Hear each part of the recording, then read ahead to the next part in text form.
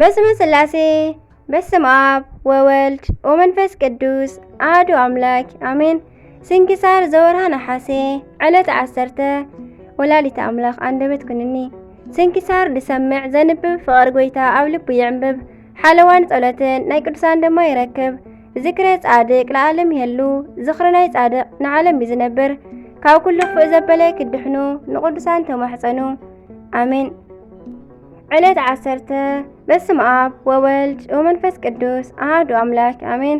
እንኳዕ ናብ ዓብይ ጻድቅን ገዳማውን ዓብይ ግዝእ ዓመታዊ ናይ ተኣምር ዝገበረሉ በዓል ኣብፅሐና አሜን። ጻድቅን ገዳማዊን ዓብይ እግዚእ ኣባ ዓብይ እግዚእ ኣብ 14 ሚእቲ ክፍለ ዘመን ኣብ ውሽጢ ትግራይ ተንቤን ወይ ከዓ መረታ ትበሃል ዓዲ ተወልዱ። ብሩኻት ወለዶም ድማ ያፈቅረን እግዚእን ጽርሃ ቅዱሳትን ይበሃሉ። ኣብኡ እውን ኣጥሚቖም ዓብይ እግዚእ ኢሎም ዝሰመይዎም ድማ ናይቲ ዘመን ጳጳስ ዝነበሩ መተርጉመ መጻሕፍት ኣባ ሰላማ እዮም። ትርጉሙ ናይቲ ስም ከዓ ኣብ ቅድሚ ጎይታ ዓብይ ሰብ ማለት እዩ። ዓብይ እግዚእ ካብ ህፃንነቶም ኣትሒዞም ለይቲ ናብ ውሽጢ ባሕሪ ጠሊቖም ክጽልዩ ይሓድሩ እሞ ቀትሪ መዓልቲ ድማ እናተምሃሩ ብሉይን ሓዲስን ጠንቀቑ ወድኡ።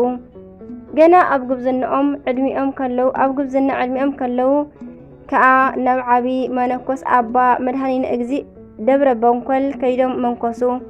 ኣብቲ ገዳም ብጸሎትን ስግደትን ተወሲኖም ድሕሪ ምጽናሕ ከዓ ናብ ዋልድባኽ ከይዶም ዝተሰወረት ቤተ ክርስቲያን ረኸቡ። በቲ ጊዜ ኣብ 40 መዓልቲ ንቁመተ ስጋ ትኸውን ሓንቲ ቆጽሊ ጥራሕ ይበልዑ ነበሩ። ብድሕሪዚ ከዓ ናብ ትውልዲ ዓዶም ተንቤን ተመልሶሞ ነዚ ክሳብ ሕጂ ድንቂ ኣርኣያ ዝኾነ ገዳም መስሪቶም ብዙሓት መናንያን ኣፍረዩ። ኣባ ዓብይ እግዚእ ገዳማውን ጻድቅን ጥራይ ዘይኮነስ ሃዋርያዊ ኣቦ እውን ነበሩ። ካብ ትግራይ ክሳብ ደንቢያ ድማ ሃገረ ስብከቶም እዩ። ካብ ዕለታት ሓደ መዓልቲ ግን ሓደ ጊዜ ደቀ መዛሙርቶም ኣኸቲሎም ንስብከተ ወንጌል ቀነቐሉ እሞ ኣብ ጥቓ ሩባ ተከዘ በጽሑ። መዓልቱ 10 ነሓሴ ከም ዝለመዓንቲ ነበረ እሞ ቅንያቱ ማይ ዝዘንበሉ ስለ ዝነበረ ውሕጅ ተከዘ ክሳብ ኣፉ መሊኡ ን3 መዓልታት ከይጐደለ ቀነየ። በዚ ከዓ ልዕሊ 1,000 ዝኾነ ተጓዓዝቲ ተዓጊቶም ክሓዝኑ ክጉህዩ ቀነዩ። ጻድቅ ኣባ ዓብይ እግዚእ ድማ ኣብኡ ምስ በጽሑ ወላ እኳ መብዛሕቲኦም ዘይኣመንቲ እንተነበሩ ራህሩህሎም እሞ ኣምላከ ሙሴ ኢሎም ጸልዮም ናብ ውሽጢ ጥልቀት ናፍቲ ባሕሪ ኣተዉ። እነሆ ከዓ ቅዱስ ሚካኤል ምስኦም ስለ ዝነበረ ተከዘ ንየማንን ንጸጋምን ተኸፊሉ ማእኸሉ ንቑፅ ኮነ።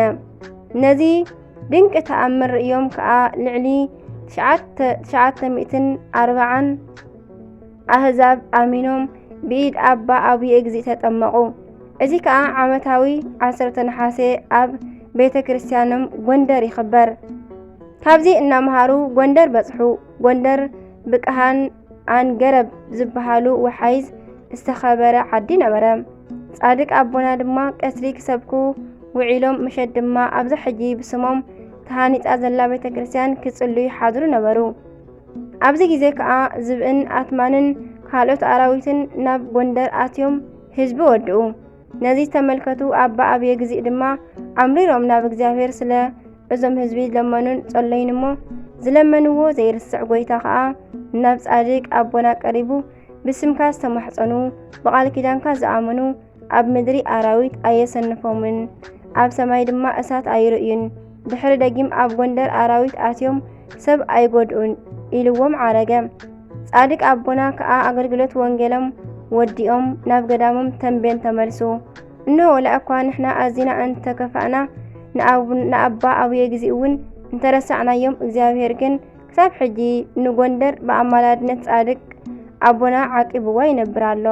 ንዝመጽእ ድማ ንሱ ይፈልጥ። ሎሚ ኣብታ ኣብ ጎንደር ቀበሌ 09 ኪዳነ ምህረት ብስሞም ተሃኒጻ ዘላ ቤተ ክርስቲያን ዝጸለዩሉ እዩ። እንተኾነ ወርሓዊ በዓሎም ዕለት 19 እሞ ይትረፍ። ኣብቲ ዓመታዊ በዓሎም ጉንበት 19 ነሓሴ 10 ናብ ክብረ በዓል ክሳተፍ ዝመጽእ ቁጽሪ ሰብ የተሓሳስብ እዩ። ኣባ ኣብየ ግዜ ኣብ ተንበን ገዳሞም ንብዙሕ ዘመናት ብቅድስና ጸኒሖም 3 ሙዉታት ኣተንሲኦም ብዙሓት ድውያን ፈዊሶም ብሄረ ብፁዓን በጺሖም ናይ ድሕነት ቃል ኪዳን ተቐቢሎም ኣብ 140 ዕድሚኦም ብዕለት 19 ጉንበት ዓረፉ። ናይ ጻድቕ ክብሪ ንኹሉ እዩ ዝጠቅም እሞ ንዘክሮም። እዛ ዕለት ድማ ሩባ ተከዘ መቒሎም ንህዝቢ ዘስገሩላን ዘጥመቑላን እያ እሞ ኣብ ገዳሞምን ኣብታ ኣብ ጎንደር ትርከብ ቤተ ክርስቲያኖምን ተኸቢሩ ይውዕል። በረኸቶም ይሕደረና ኣሜን ኣሜን ኣሜን። ከምኡውን ቅዱስ መጥራ ሰማዕት። ቅዱስ መጥራ ኣብ ዘመነ ሰማዕታት ብትብዓቱ ፍሉጥ ነበረ። ንክርስቶስ ከሓዱ ንጣዖት ስገዱ እናበሉ ንክርስቲያን ከሸግርዎም ከለው ንሱ ለይቲ ናብ ቤት ጣዖት ኣትዩ ናይ ጣዖት ኣጵሎን ነታ ብወርቂ ዝተሰርሐት የማነይቲ ኢድ ቆሪጹ ንነዳያን መጽወቶ። መምለኽቲ ጣዖት ኣህዛብ ከዓ በዚ ተበሳጭዮም ብብዙሕ ስቃይ ቀተልዎ። ቅዱስ ሃርስጥፎሮስ ሰማዕት ከምኡውን ኣብ ቅድመ ጉብዝናኡ ምእንቲ ስም ክርስቶስ መከራ ክቕበል ከሎ እቶም ዘይኣመንቲ ኣህዛብ ንኸስሕትዎ 2 ኣመናዝር ኣንስቲ ይለኣኸሉ። ንሱ ግን ኣስተምሂሩ ክርስቲያን ገበረን እሞ ንሰማዕትነት እውን በቕዓ። በቢግዚኡ ከሳቅይዎ ከለው ከዓ ብዙሕ ተኣምራት ይሰርሕ ነበረ እሞ ልዕሊ 30,000 ዝኾኑ ኣህዛብ ከዓ ብክርስቶስ ኣሚኖም ሓቢሮም ምስኡ ተሰየፉ። ኣምላክና ኣምላክ ብኣማላድነት ናይዞም ኩሎም ፍቑራት ቅዱሳን ንሃገርና ካብ ኩሉ ክፉእ ይሰውሩልና። ኣምላክ ቅዱሳን ናይ ፍቑራቱ በረከት ጸጋን ቃል ኪዳንን የብዝሐልና ኣሜን። ዕለት 10 ነሓሴ ዝኽበሩ ዓመታዊ ናይ ቅዱሳን በዓላት ቅዱስ ኣባ ኣብየ ግዜ ተኣምራት ዝሰርሕሉ ዕለት፣ ቅዱስ መጥራ ሰማዕት፣ ቅዱስ ሃርስጥፎሮስ ሰማዕት፣ 30,000 ሰማዕታት ናይ ሃርስጥፎሮስ ማሕበር፣ ቅዱሳን ቢካቦስን ዮሃንስን ሰማዕታት ይቕረታ።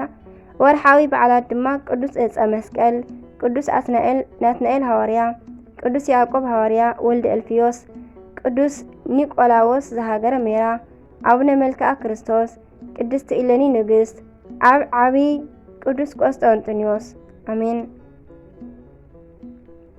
ንዑ ኣምላኽ ዝገበረ ከዓ ረኣዩ። ግብርታቱ ንደቂ ሰብ ዘፈርሕ እዩ።